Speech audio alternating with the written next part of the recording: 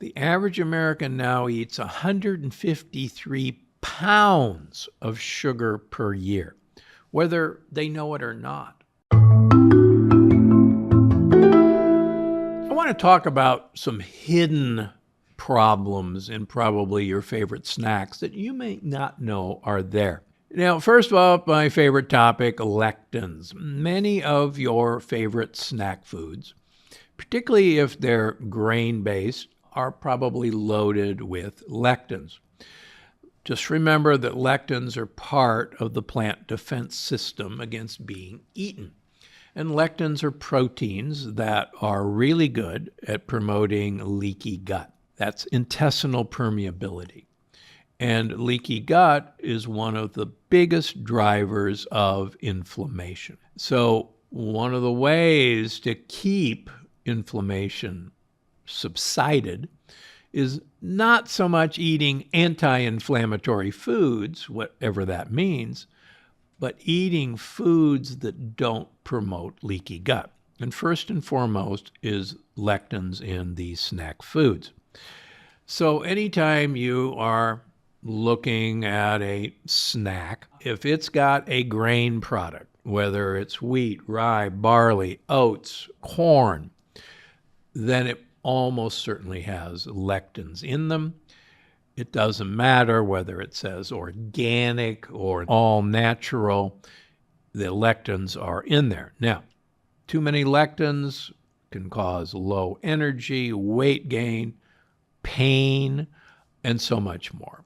Now, a lot of the foods in my no list are notorious for containing lectins, like legumes, like grains, like nightshades. You can detoxify a lot of these by peeling and de-seeding them, or pressure cook if you must eat them. But a word of warning, pressure cooking does not destroy the lectin gluten in wheat, rye, barley, and oats. Okay, number 2, this should come as no surprise, but there's sugar, most likely in your favorite snack food. The average American now eats 153 pounds of sugar per year, whether they know it or not.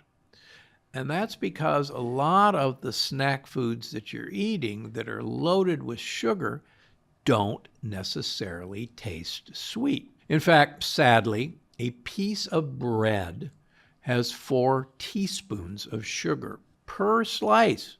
So if you're having a healthy, organic, whole wheat sandwich, believe it or not, you're having 8 teaspoons of sugar just off the bat.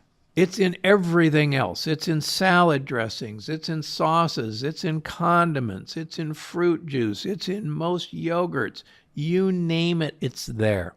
Now, why is it so bad? There's nothing intrinsically bad about sugar, except, unfortunately, the bad bugs in your gut think sugar is absolutely delicious, and the more you eat of it, the more they actually tell your brain to find more. The bad news is that the good guys, the gut buddies, can't utilize that sugar.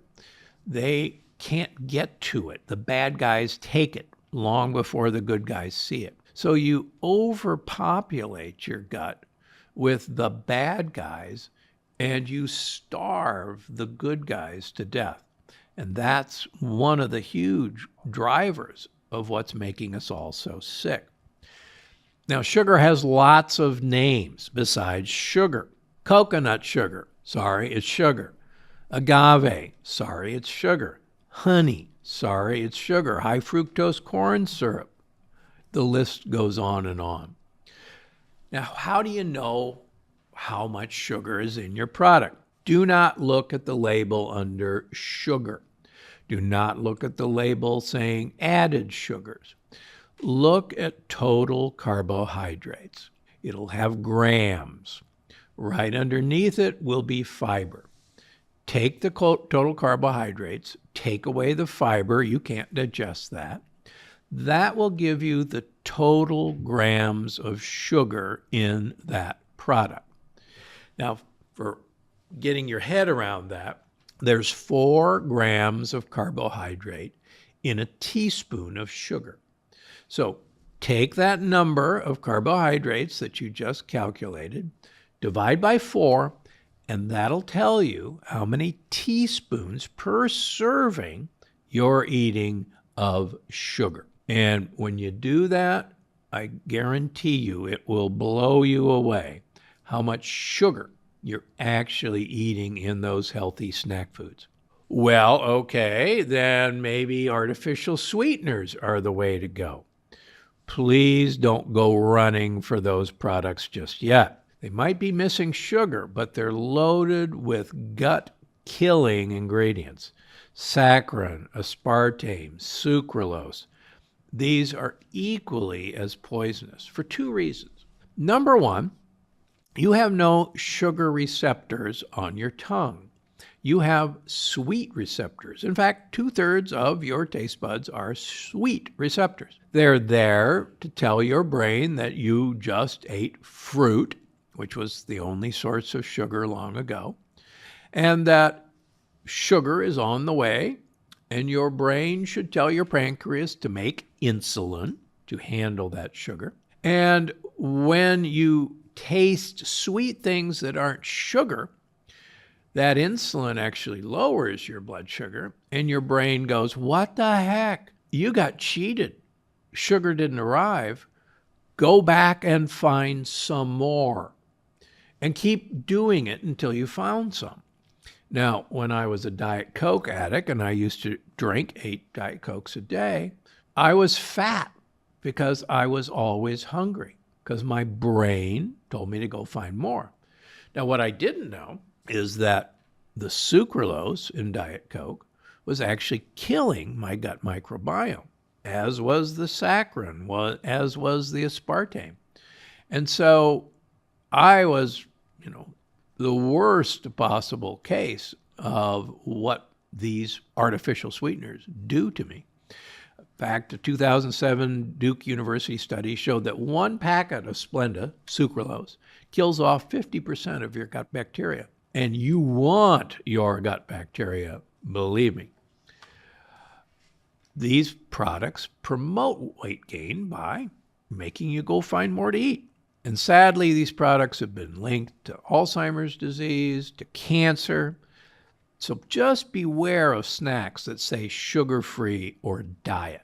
Now, I should mention that my favorite non-caloric sweetener is allulose, non-GMO allulose. Allulose is actually a true sugar. There's nothing artificial about it. And it's actually the first sweetener that the FDA has declared is a prebiotic, meaning it feeds friendly bacteria. So it's a win-win. And there's actually been a couple human studies showing that it induces weight loss rather than weight gain. All right, what else is in your snacks? I guarantee you there is probably 1 or more vegetable oils that you don't want in your snack. Now, a lot of these are also well hidden. It may say vegetable oil, it may say sunflower oil, safflower oil, grapeseed oil, cottonseed oil, soybean oil. The list goes on and on. All of these are actually mostly high omega-6 fat oils. Now, you may remember there's omega-3 fats and omega-6 fats. And both are actually essential. Essential means we need them, but we can't manufacture them. So we have to acquire them from our diet. Unfortunately, we have so much omega-6 oil in our diet now that the ratio between omega-6 fats and omega-3s, which is usually 3 parts omega-6 to 1 part omega-3 in a natural environment. Now we have anywhere from 20 to 50 times more omega-6 than omega-3 in our diet. So what does that mean? It means that our mitochondria, which need a balance of both, are overwhelmingly now subjected to these polyunsaturated fatty acids, which are omega-6s. And as I've written about in Gut Check, and you'll see in my upcoming book, The Gut-Brain Paradox, that it's the short-chain omega-3 fats, like alpha-linolenic acid, that are paramount in protecting your brain health. In fact, listen to my recent episode with Dr. Kate Shanahan on the dangers of these high omega-6 PUFAs. We actually do a really deep dive into it. So, what snacks have these? Virtually everything. So please read the label carefully. And if you see these vegetable oils, really stay away, particularly if they show up high on the list of ingredients. What else is in your snack? More than likely, if it has grain products, glyphosate. Now, glyphosate is the active ingredient in Roundup. As many of you know, it interferes with the shikimate pathway. And the shikimate pathway is actually how plants produce proteins. But unfortunately, bacteria also use the shikimate pathway. And we now know that glyphosate independently causes leaky gut. It independently kills off the tryptophan pathway producing bacteria in our gut. And the tryptophan pathway makes serotonin, the feel-good hormone. And is it any wonder that we have this incredible epidemic of anxiety and depression, thanks in part to glyphosate killing off these good bacteria? Glyphosate impacts mitochondrial function because guess what? Mitochondria are actually engulfed bacteria. Now, the World Health Organization has classified glyphosate as a carcinogen, and there are currently multiple billion-dollar lawsuits against glyphosate for multiple cancers. 70% of our agricultural crops are sprayed with Roundup. And so seeing the word non-GMO has nothing to do with whether there's Roundup in your food. Now, the sad thing is Roundup doesn't have to appear on the label because it's approved as safe by the FDA. Guess what? More than 80% of Americans and 87% of our children have large amounts of glyphosate in our urine. So what can you do? Well, buy organic always. But that's not a guarantee because multiple organic oat products, as tested by Consumer Reports and the Environmental Working Group, test positive for glyphosate, even though they're organic. And that's because glyphosate is sprayed on fields, and glyphosate can drift from one field over to an organic field. So just be cautious. Artificial coloring. Artificial coloring is used in candy, sport drinks, and baked goods. They're actually in certain brands of pickles, smoked salmon, and salad dressing. The most common are red dye number 40, yellow dye number 5, and yellow 6. These have been linked to ADHD in children and even cancer. Interesting, brain imaging has actually revealed that red dye 40 can dramatically affect brain function. Finally, forever chemicals. You're now learning about PFASs. These are a class of 15,000 chemicals that are used to make products resistant to water, stains, and heat. They're called forever chemicals because they do not naturally break down. Sadly, they're linked to cancer, liver problems, thyroid issues, birth defects, kidney disease, decreased immunity, and other serious health problems.